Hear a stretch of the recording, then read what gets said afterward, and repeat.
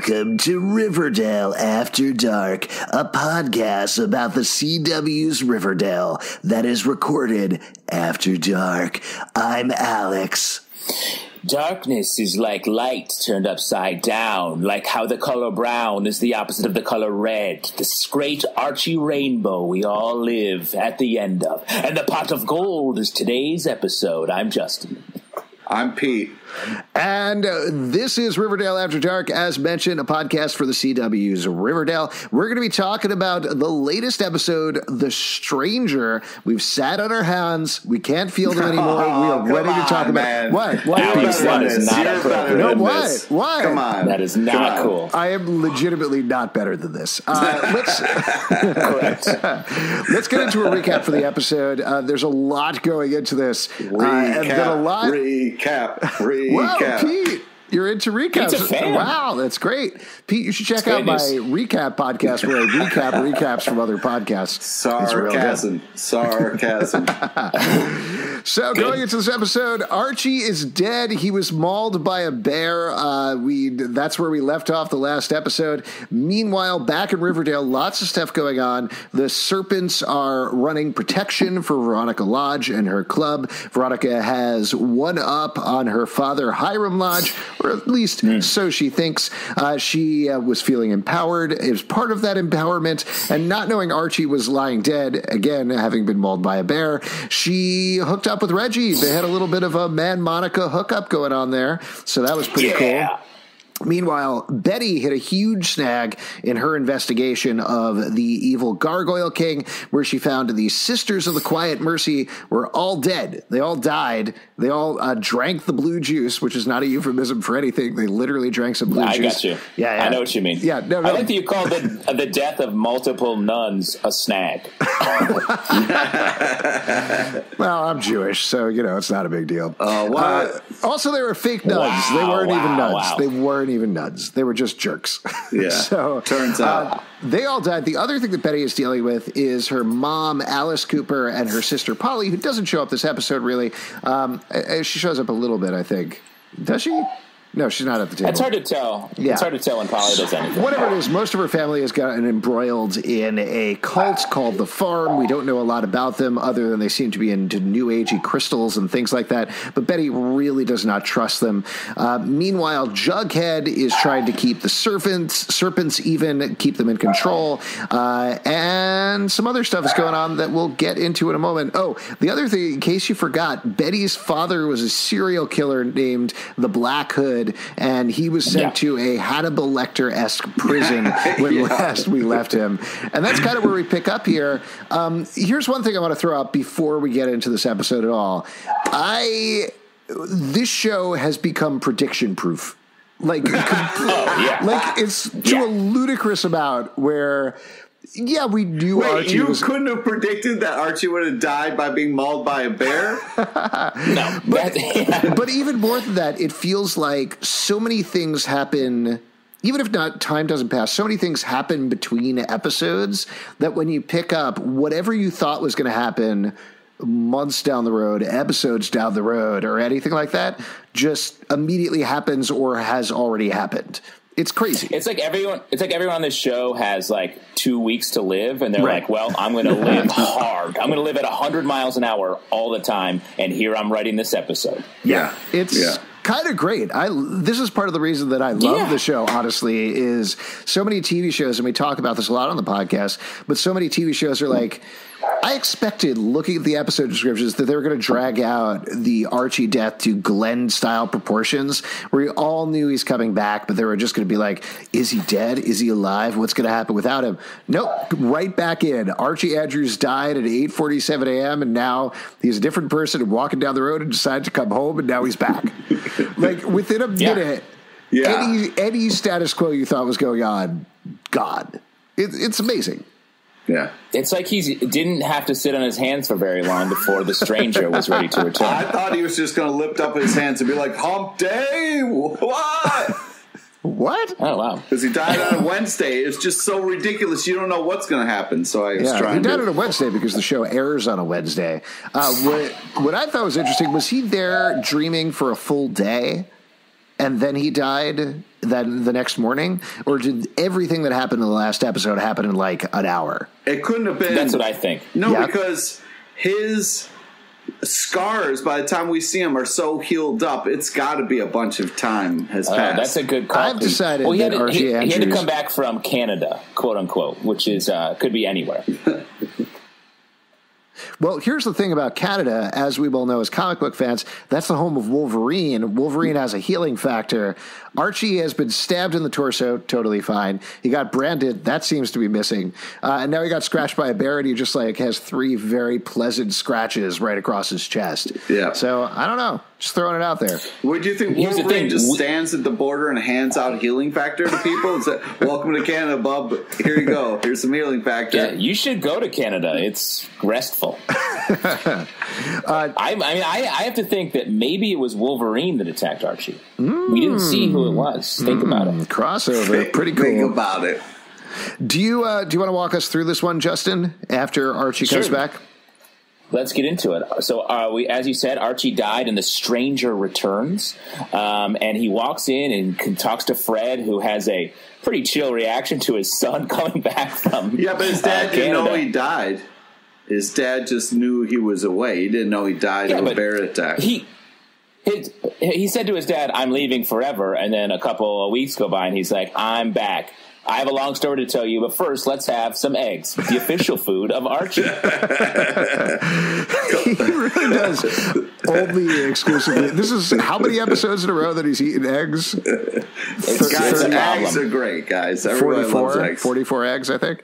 And last episode was all about a Glamour-J egg. I think part of the reason that Archie was away is if he was around, he would have eaten that egg. That's why the egg gets so many likes. It is so popular, guys. That's why it's all Archie. Mm-hmm. This show is run by Big Egg. Yeah. Now, I do want to mention, without touching too much on the future scenes, you're going to love this one, Pete. I really like Fred in this episode a lot. Yes!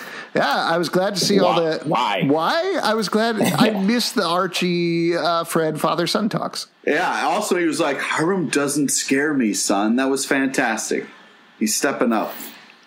Yeah, I mean, we'll get to it later, but Fred stepped up in a way that was like the most chill way to threaten another human's life. He still did it, though.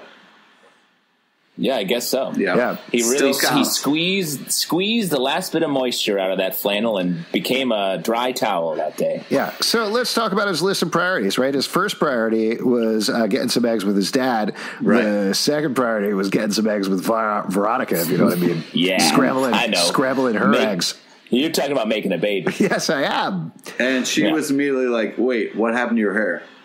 She was very upset about the hair, like more than you would think if you're like coming back from being dead, maybe, and murder charged. Mm-hmm. I will say they talk the entire episode about how changed Archie was and how he was a different man, but the large majority of the changes were he had brown hair and had a root beer float instead of a strawberry milkshake. Oh yeah, that's a huge That's change. fucked up. That's fucked up.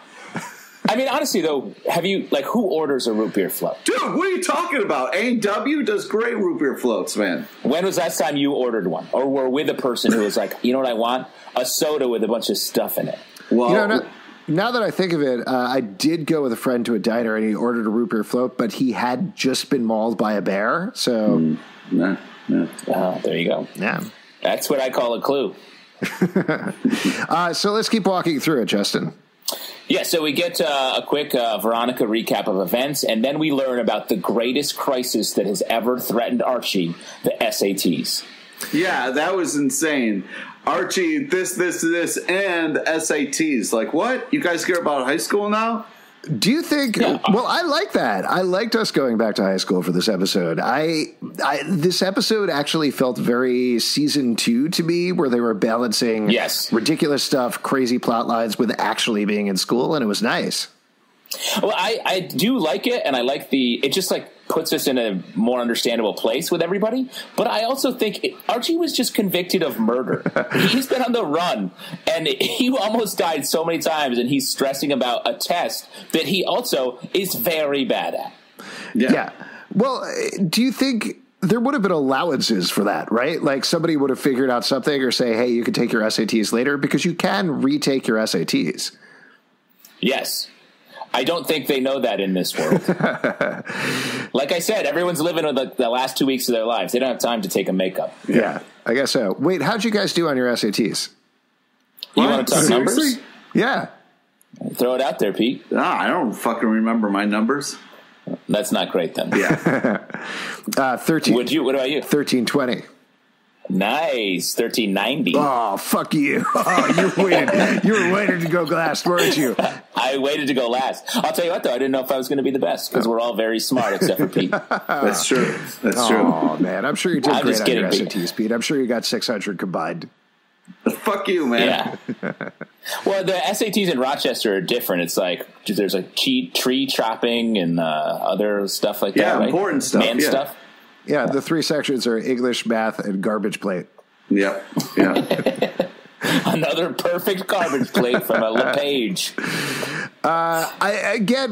This really ties into the season 2 of it all, but following that up with a study session and everything, everybody actually hanging out with each other and being friends and talking to each other, it was real nice.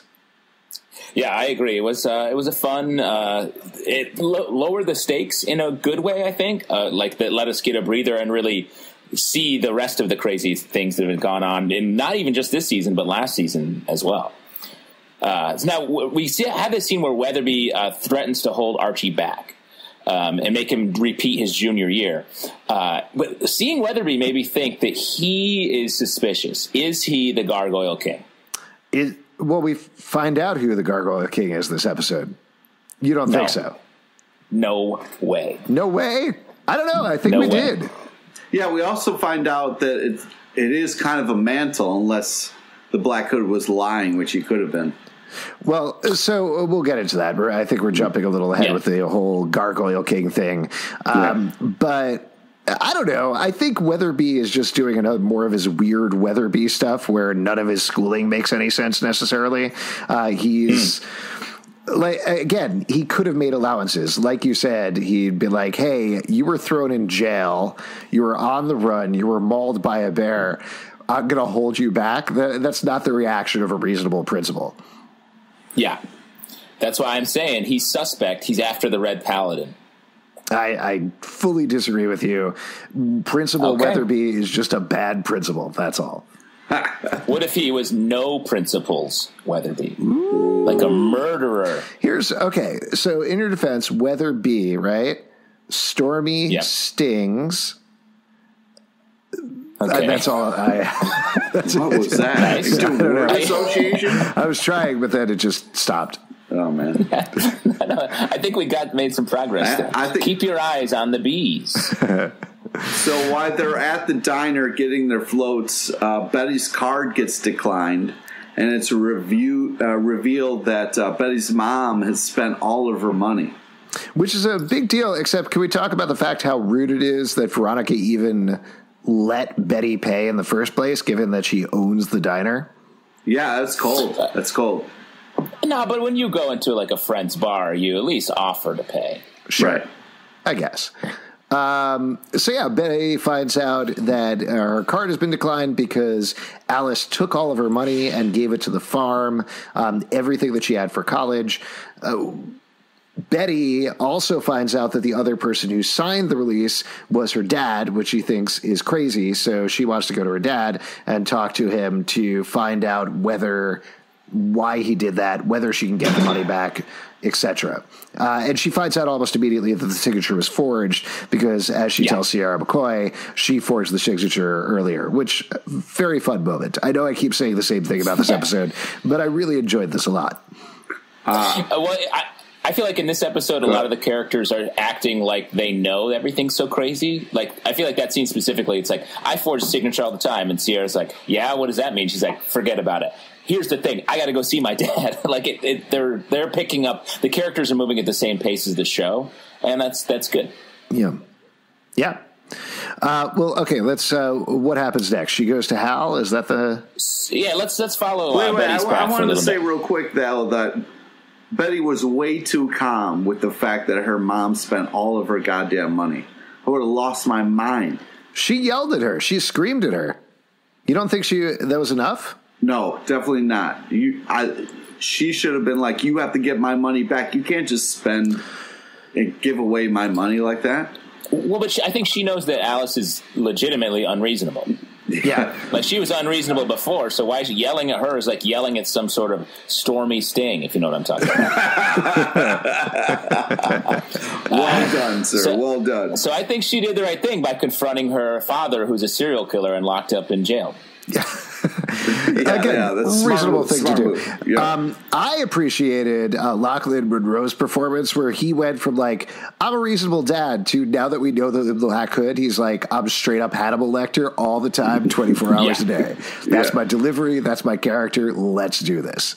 Yeah. It is crazy, especially like when we last saw him, he was like a straight up lunatic, and now he's like ice cold. Yeah, I murder, but I'm also a good dad. Yeah. It was also interesting. It was interesting to find out from him that 14 people have died because of the Gargoyle King. I didn't think we knew it was that many, right? Like, did some of the cheerleaders die, or what happened? I think there's a lot of nuns. Oh, right. The nuns. I forgot about the nuns. There was a bunch of them. A lot of none in that number. Right. When I was calculating it, I put a 0 because there was none. Wow, that's good. Also, Dad you hate jokes, nuns. killing it. We also learned you hate nuns, and so you don't count them as people. Yeah. I don't see nuns. Yeah, I don't see nuns. So, Betty sees Hal. He's trying to go full Dexter with her. He wants a Griffin and Gargoyle manual. He wants to, like, get in the game. Yeah. And he's like, oh, you'll come back. I promise. And then legitimately a couple scenes later, Betty's like, okay, I'm back here to talk to you just casually a little bit. Well, no. That's the end of the episode. But the middle scene that she has with Hal when she comes back is she needs the document signed. She brings the manual, she gets the document signed, and then he drops, not casually, but he drops a little bit of information that he's the Gargoyle King from back in the day, in the Midnight Club day. That was his first kill. He left the Blue Juice to kill everybody in the Midnight Club, but Principal Whitehead, what was his name? Featherhead. Principal Featherhead was just kind of a side thing that happened, but it definitely led him into the path of the Black Hood, and Betty freaks out. I'll tell you, it's definitely very different looking back at it now, but I was completely floored when that happened. When that happened in the episode, I was like, what the fuck? I cannot believe that they are going for the Black Hood is also the Gargoyle King. That's crazy. I knew it was fake from the jump. Yeah, you did? That's why you got 70 more points on the SATs than me. Exactly. That's what I'm talking about. Those are the sniffing out the mystery points. Let's keep talking about it. So we find out that Alice has been visiting Hal after that scene, after he admits to killing Featherhead. Supposedly, Alice. Supposedly. So Betty goes on the hunt once again. And we find out that it's actually Penelope Blossom who's been visiting Hal in prison. Visit. And Hal lied to protect Betty and keep her coming to visit him. Yeah, no, I love that Penelope scene as well. I'm feeling very repetitive because I really did enjoy a lot of the stuff in this episode, but I liked her casual thing. She's like, I may have written a letter to Jeffrey Dahmer back in the day. Her delivery of that was ridiculous. And the fact that she's been doing conjugal visits with Hal is super weird. That while in a jail cell, she was like, here's all the details of Ascension Night. And he's like, great, I'm going to use that to trick my daughter. Parents, fucked up. Yeah, man. Yeah. But I think that scene is where, like, we find out that, no, he's not the Gargoyle King. Right. Yeah, we find out he's not. So what are you talking about? What do you mean? So I thought you were saying you still thought he was the Gargoyle King. Oh, no. I'm saying when he dropped that information, that definitely... Oh, you were floored. Yeah, I was floored. Then when they eventually reversed it, I was like, oh, okay, all right, now we got to figure that out. And we still, by the end of the episode, don't know who the Gargoyle King was in Midnight Club times, which is interesting that they're keeping that aspect of the mystery going. Yeah. I love that part of it. Yeah. And then next up is Reggie. Hey, Reggie, cool it. Archie's back. Well, so anything else we need to talk about with Betty's storyline before we move on to something else? Well, we can talk a little bit more about Alice. She's up for a job anchoring the local news in a weird thing. And we find out that the reason that the farm wants the money is because they were buying not monastery, but the nunnery, I guess, the church where the Sisters of the Quiet Mercy, where they all died. So they're sending those girls who escaped that nunnery right back to that nunnery. Yeah. Pretty rude. Cool. Yeah. Pretty rude.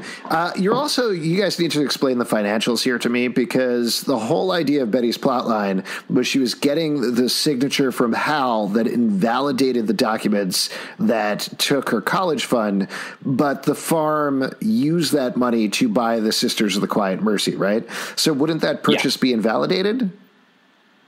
I mean, it's crazy that a real estate purchase like that doesn't just happen in a minute, I would think. But technically she could sue to get the money back, but the money is gone.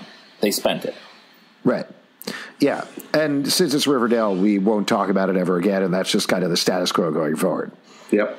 Or maybe Betty can just own a piece of the nunnery that held her hostage for a while. Right. Maybe she could have the Betty Cooper skull room. That's fun. Yeah. Where all the nun ghosts are. Oh, man.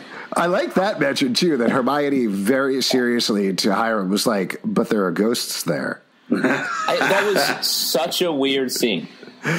Yeah, because we'll talk about this in a minute probably, but yeah, Hiram is trying to buy the Sisters of Quiet Mercy himself, competing with the farm, and she's like, you can't buy that, there are nun ghosts.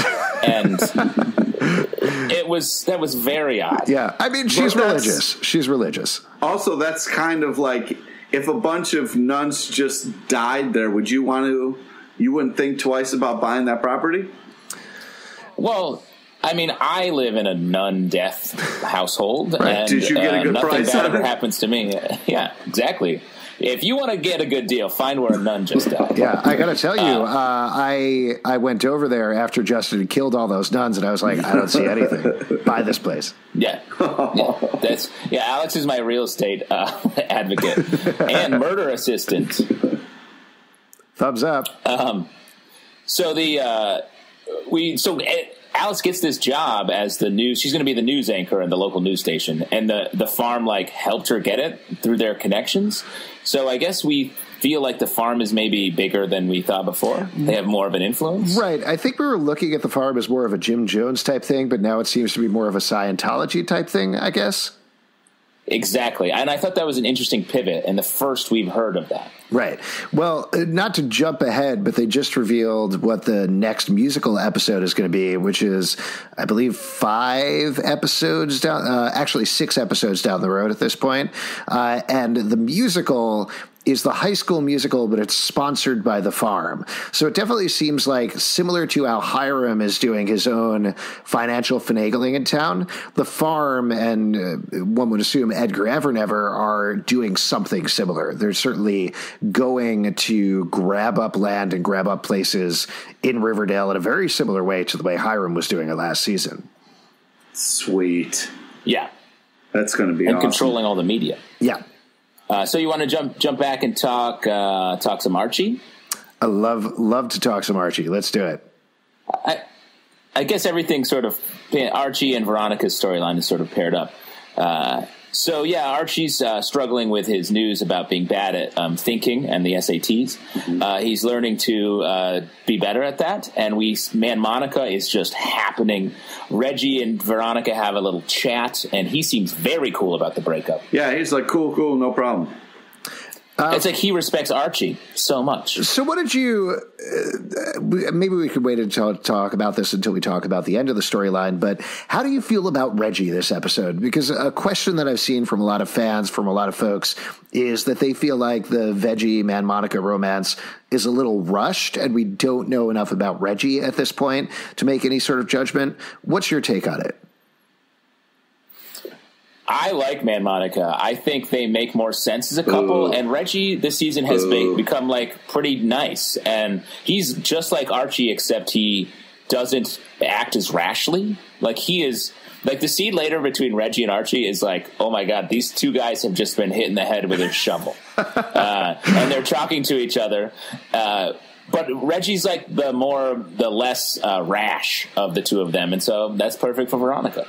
Yeah, I mean, yeah, sure. I guess Reggie is a better person and maybe smarter and probably won't just like run away and leave Veronica. You just made a great case for him to be dating her. Yeah, I know. It's upsetting. I do feel like right now the relationship is a little more about Veronica than it is about Reggie, that it's about her. She went through all of these awful things with Archie. Absolutely, like, nothing against Archie, very nice guy, but what with the murder, the running away, the breaking up with her, then coming back and having sex with her and stuff. The bones, making his bones, all the bones he had to do last season. Plus, it always makes it very tough. One of the toughest things in a relationship is if your father wants to literally kill your boyfriend. Totally. Yeah. So that said, I want to find out more about what Reggie brings to this relationship beyond liking Veronica, and I guess we're going to get to see going forward. Yeah, I guess so. And are you another guys thing happy about this? So you're like real excited that the staple is broken up and now these two are dating? Hell yeah, I love Man-Monica, and I'll tell you what. That's not the only change coming our way, because we get Betty dyeing Archie's hair red, which is a precursor to their relationship. Fuck you. Definitely happening. No. Archie doesn't like music like he used to, so he doesn't need to have Veronica be his singer, so he can get with Betty. Okay, so I love that as a friendship scene. It was really nice to see, again, them just all kind of hanging out together. Jughead not being like, I'm the intense leader of the Serpents, standing on cars and having everybody yell, Serpents, Serpents, Serpents, like a bunch of idiots. Yeah. Him quizzing Archie was fun. Betty dyeing his hair was fun. Everybody was sweet and nice to each other, which I think we haven't seen in months at this point, if not an entire season. So that was great. I took that as a friendship thing, not a romantic thing. Well, you're wrong. I see the spark. The spark that is his hair?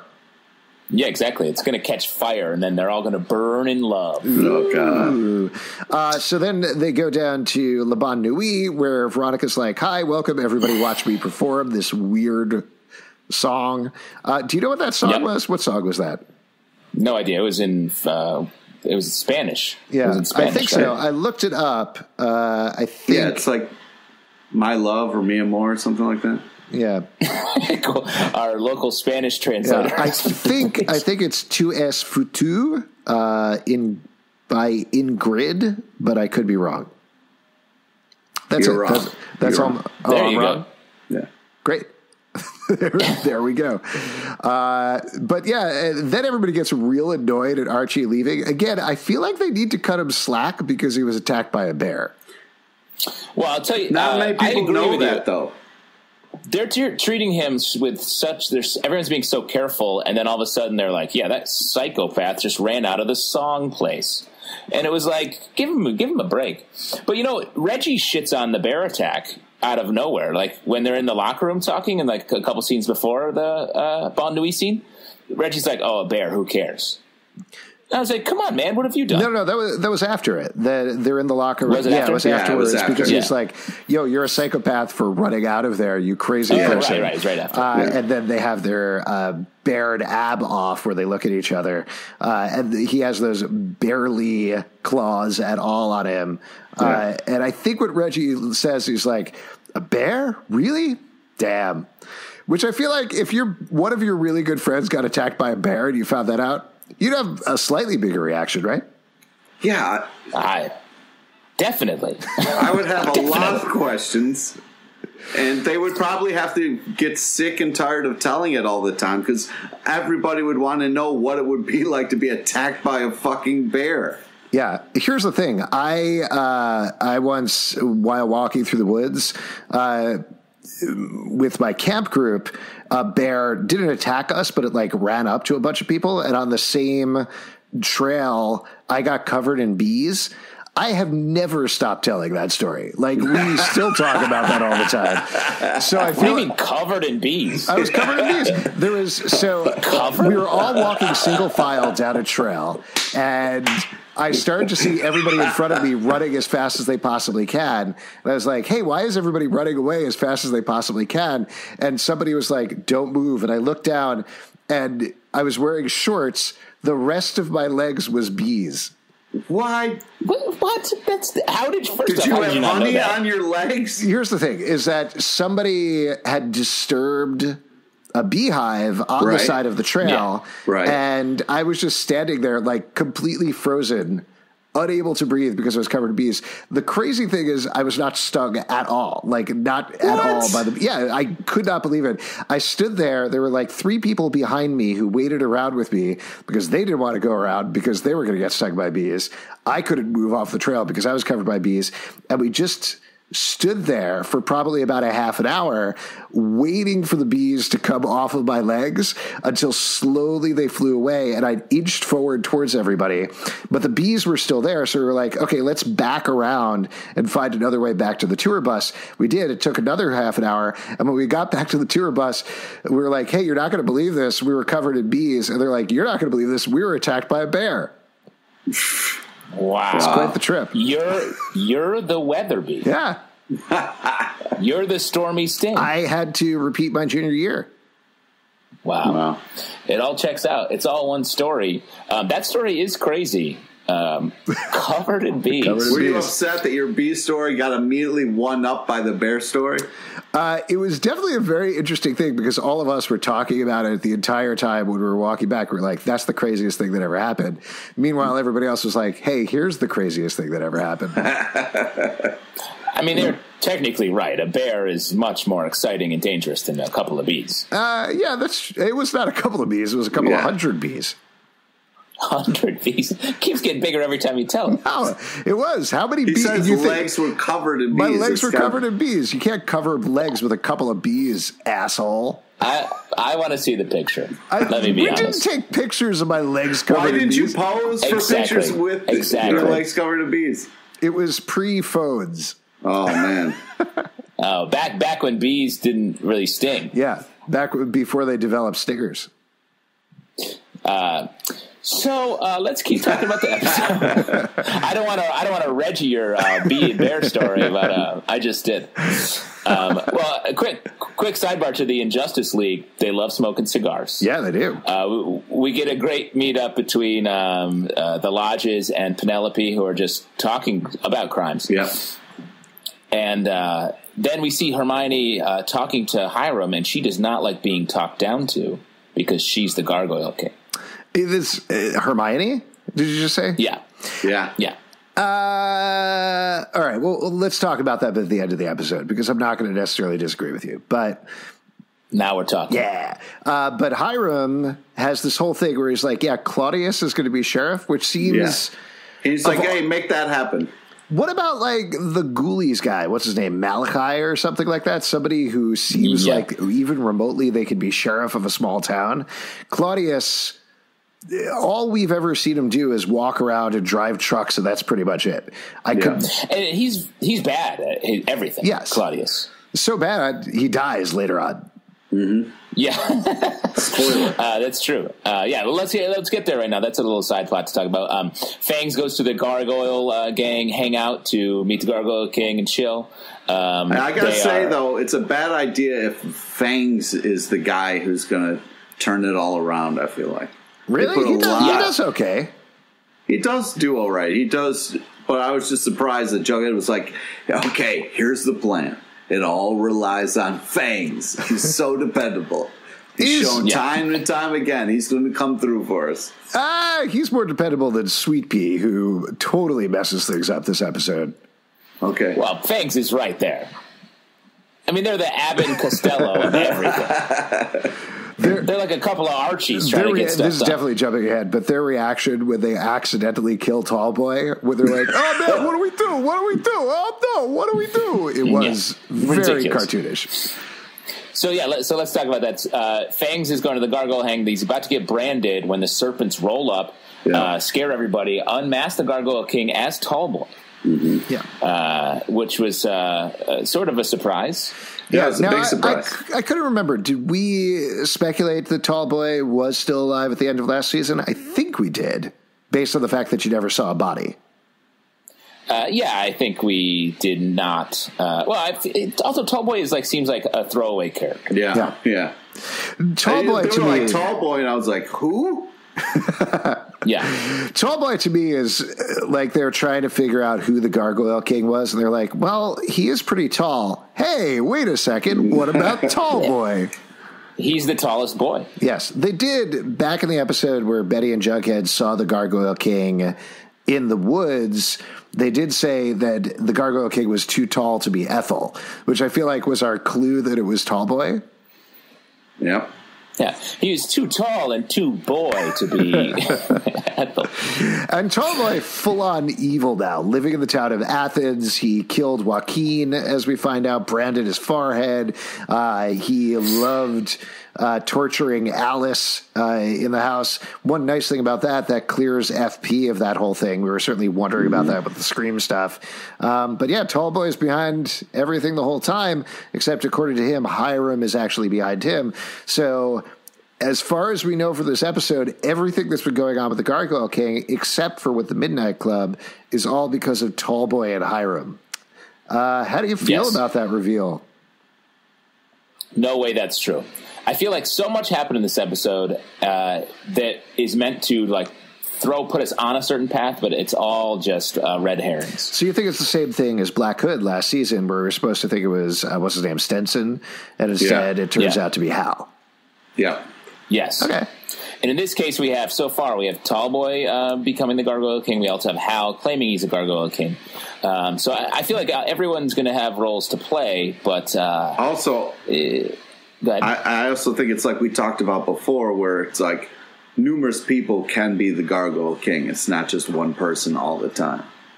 Yes, I have a theory. We'll get to that in a little bit. So they take Tallboy. They have a meetup where they're trying to get Hiram to come meet them. Instead, they get Claudius, and the Serpents, a known gang, make a citizen's arrest. I don't know how that works, especially when there's no sheriff. Right. Well, that's why citizens need to make an arrest, because sheriffs can't make arrests because there are no sheriffs. Yeah. That's how the law works. You wouldn't understand. That's more of a 1320 SATs type thing to know. Yeah. Oh, it's a lower score. Yeah, it's a lower score. Okay, cool. And then we have, at the end of the episode, Fangs and Sweet Pea accidentally kill Tallboy, which doesn't, I don't know how that happened. They don't even really point to how it happened. I guess a gun went off. Were they holding a gun or a knife? I thought I think it was a knife. He fell on something. A knife went off? I think he got free of, the way I understood it, maybe it was a gun. He got free of his bonds and ran at them, and so they panicked and killed him. Yeah, it definitely seemed like a suspect accident. But Jughead has a really good solution, which is the same solution you should always have when you accidentally kill somebody. Throw a party. Yeah, no. Totally. When I accidentally killed those nuns, I had a wicked party. Dude, that was a great party. It was a lot of fun. Yeah, thank you for coming over. Yeah. It's fun. Made a real mess, but that's what happens. So how did that plan Claudius, work, though? Was the idea that they were happy so no one would suspect them of murdering somebody? Yeah, the plan didn't make any sense. I guess he was trying to get all the serpents to, like, come together and get Sweet Pea and Fangs to, like, chill, but I just didn't get it at all. I thought there was going to be some part of the plan where he's like, don't worry, we've chopped up Tall Boy, everybody's drinking a little piece of Tall Boy, so that's how we got rid of the body. Yeah, it doesn't make any sense why they could have been like, let's go to the movies, and it would have been the same effect. Yeah, they could have got to Love Simon again. That would have been nice. Yeah, that's true. Or maybe they could have signed on to Bumble, which is a great website that is plugged heavily in this episode. Yes, it is. I thought that was going somewhere, and then it didn't.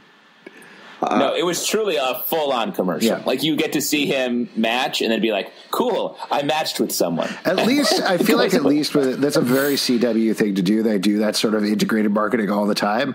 But at least when they do it on the superhero shows, it's like Caitlin Snow on The Flash has to, bing something to find out some information on a supervillain, which is fine. This is just like, well, I'm sad about Veronica. Gotta look for somebody else. Oop, made a match. Goodbye. Yeah. Whatever. It was suspect. Yeah, but it's cool. I'll get him have a little commercial. Yeah. Did you guys download Bumble after watching this episode? Big Bumble plug.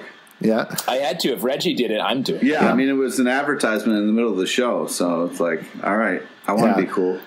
When I was telling you guys that story earlier, I wasn't actually covered in bees. I was covered in bumblebees, which was dates. I got a lot of dates. Wow. All over your legs. Woodland dates. Covered in dates. Wow. Yeah. I like to sit on my head, though, with my legs so that never mind. Well, no, don't do it. Okay, cool. A real stranger. So we piggyback up with Veronica and Archie. Veronica shows up in Archie's room. She's crying. They immediately have sex. Yeah. Archie freaks out at the SATs and fails by not completing it. Goes to the bathroom and passes the mirror punching portion of the test. Crushes that. And meanwhile, Hiram is shot by someone who we don't know who it is.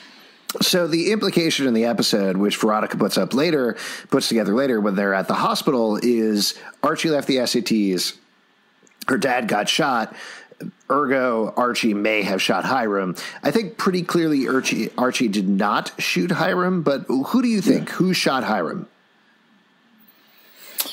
Well, this plays into my larger theory, but I think Hiram was shot by someone taking orders from the Gargoyle King, who I am going to guess is FP, and I think Hermione is the Gargoyle FP, the King. new sheriff.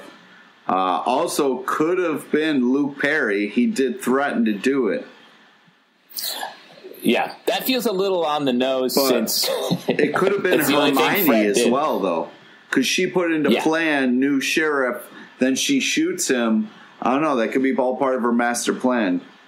I tend to think it's Hermione. That's sort of where my head's leading right now because of what you said, Pete, that she does have that scene in the hospital room.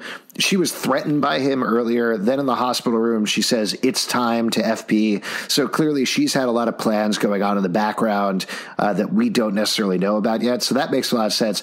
I'll throw out an alternate theory to you. Next week, Kelly Ripa is showing up as Hiram Lodge's mistress, I believe. So it might just be her. Like, it might just be like, that's how we got introduced to her. We've seen a scene of her holding a gun in one of the promos. So it's possible it might just be her who shot Hiram. And Kelly Ripa is Mark Consuelo's wife. Yeah. So they actually practiced a bunch. This was reported. She shoots him almost every day. Yeah, it makes sense. Marriage. It makes sense. Oh, wow. That's what being married feels like. To close out what happens, Claudius is dead, seemingly, in the cell that he's in. That's crazy. I can't believe they just killed off Claudius like that. Like, very casually. So we lose two huge players in the game, Tallboy and Claudius. You got to be dead for 2 episodes for it to stick, so we'll see what happens. Interesting. And that blows a lot of theories out of the water that we talked about on this show about Claudius secretly being the Gargoyle King. Well, Claudius being the Gargoyle King, also Claudius secretly being Clifford, because both Cliff and Claudius are dead at this point, as far as we know. Not that Claudius has been the biggest character this season, but it was still very surprising for me to see him take it out like this, almost very casually. Yeah, it definitely felt like it's someone who we've had a lot of suspicion of, and to have him just like iced basically right in a 2-second scene was pretty weird. Yeah. So what else do we need to talk about? Have we covered it? Well, we need to talk about Veronica and Archie, because Veronica accuses Archie of killing Hiram, which basically ends their relationship. Yeah. And they come pretty clean about it very quickly. And then Reggie shows up and just locks in the man-Monica relationship. Yeah, he does. Yeah, but before that, Archie and Veronica, they one more for the road. I think it was pretty clear when that happened that was the end of Archie, that we weren't going to see it at any point. That was definitely a goodbye fuck, and then they were done. And also the fact that Veronica made the decision, which frankly I think she made the right decision, but she didn't follow Archie out of the SATs. That was her implicitly being like, no, I'm putting my own needs ahead of Archie's at this point in time. And I think that includes being with Reggie. Agreed. And she needs Reggie. We all need Reggie and Veronica. Hey. No, we don't.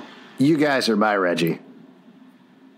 Nice. And are you Veronica in this situation? Yeah, Veronica, yeah. Cool. You're always making yourself the Veronica.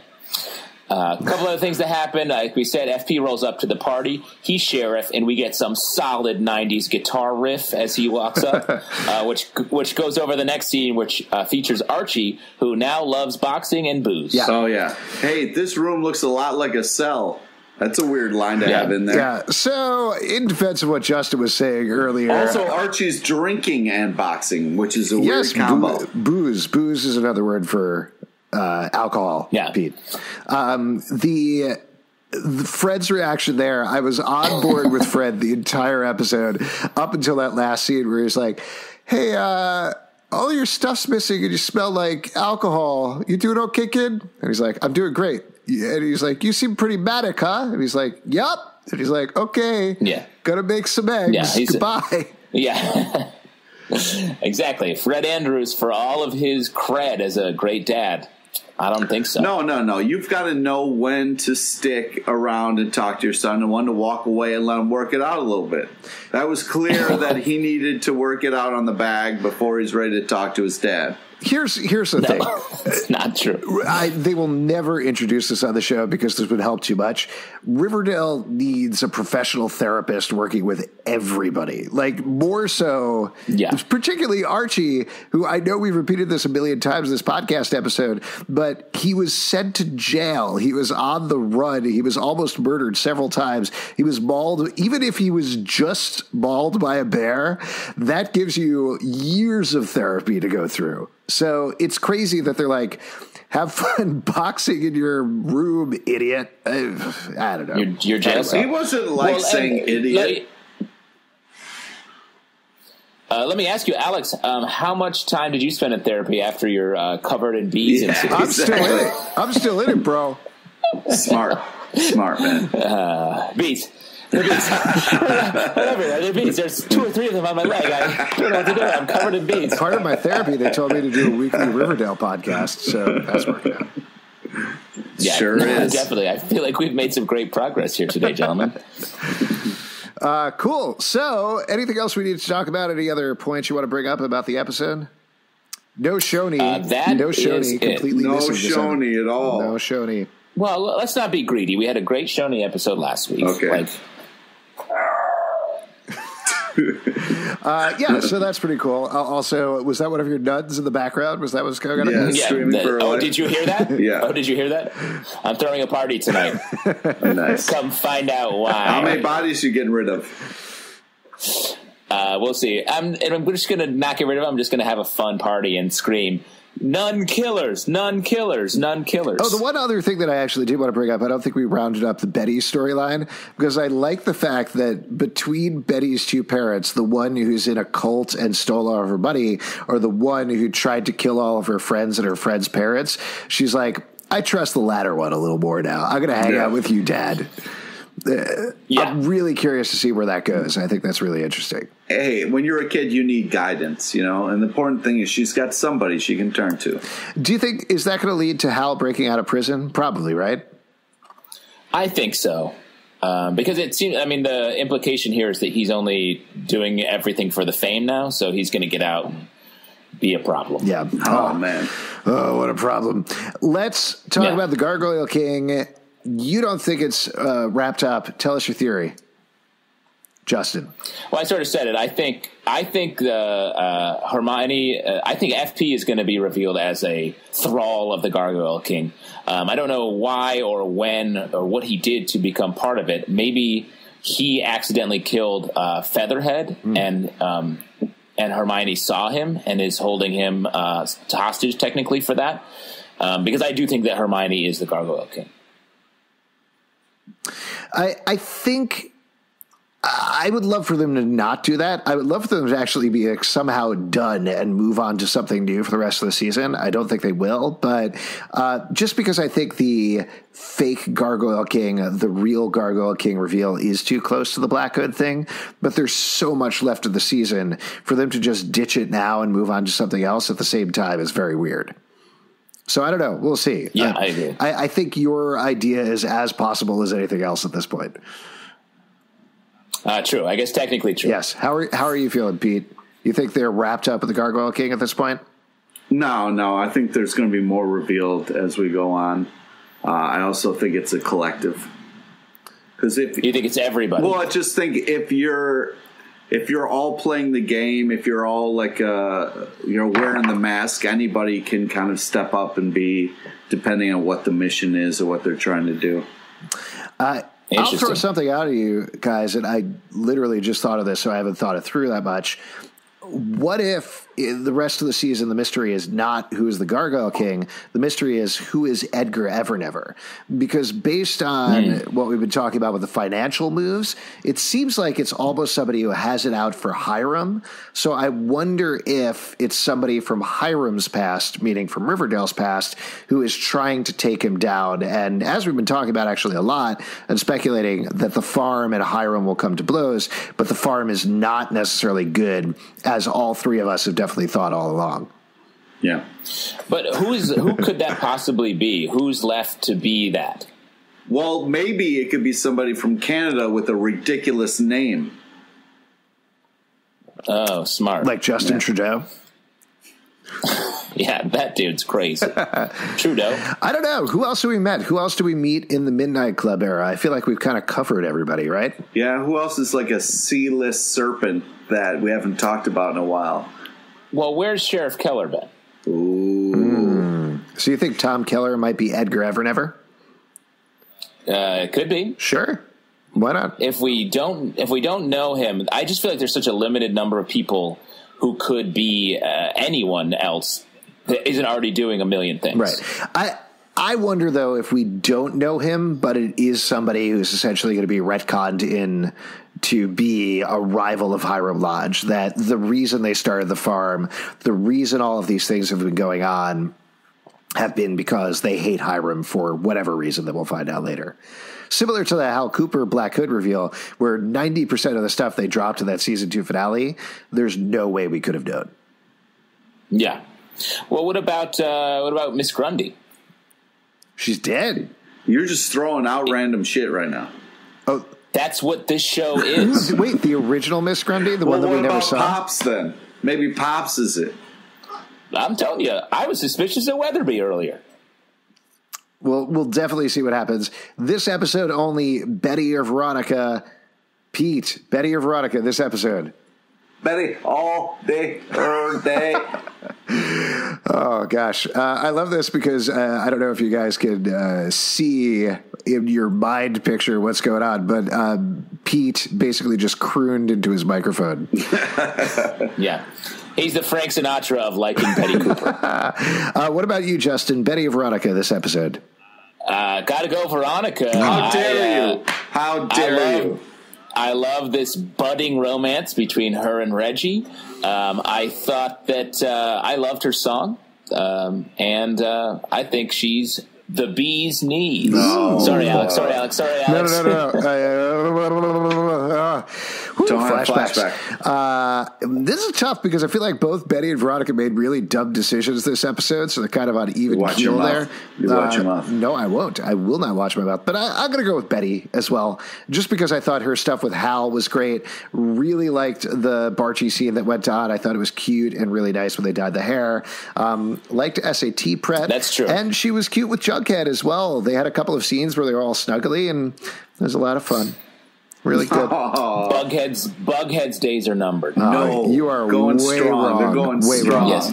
Yes. Here's what I think. I think Archie is going to get together with Josie. That's my suspicion. Yeah. Okay. Yeah. What are you basing that on? She hasn't been around hardly at all. Yeah, I'm basing that on process of elimination, I guess. Nice. Yeah. All right, guys, if you would like to support our podcast, patreon.com/comic book club. Also, we do a live show every Tuesday night at 8 p.m. at the People's Improv Theater in Lofton, New York. Please come on by. We'll chat with you about Riverdale or literally whatever you want to talk about. Pete. Anything. Bees, stinging, weather, whatever you want, storms. Let's do it. SATs, we'll prep you. We do that. We have an SAT prep right after we record our live show podcast. Pete, what do you want to plug? Alex is trying to get his score up. Friend us on Facebook so you get to know about the amazing guests we have on our live show. And Justin, I don't believe that you tested higher in Zalvin. I do not believe it. I didn't make that up. I think you waited for him to say the number and then you just went a little higher. Let's check my permanent record. Yeah. Only read that part, though. Don't read the other stuff. I got a 1320. I got a 1321. It's like we watched Saved by the Bell when I was a kid, and Zach Morris's score was 1502, and they didn't even bother to do the research to know what the number should be. Oh man, that's just a memory from. If we're saying memories, that's my B story. Follow us on Twitter at Comic Book Live. Also, you can check out at Riverdale Dark, our dedicated Twitter for both Riverdale and Chilling Adventures of Sabrina. ComicBookClubLive.com for this podcast and many more. And we'll see you after dark. Oh my God, I'm covered in bees. What am I going to do, Alex? Help me! Quick, kill a nun.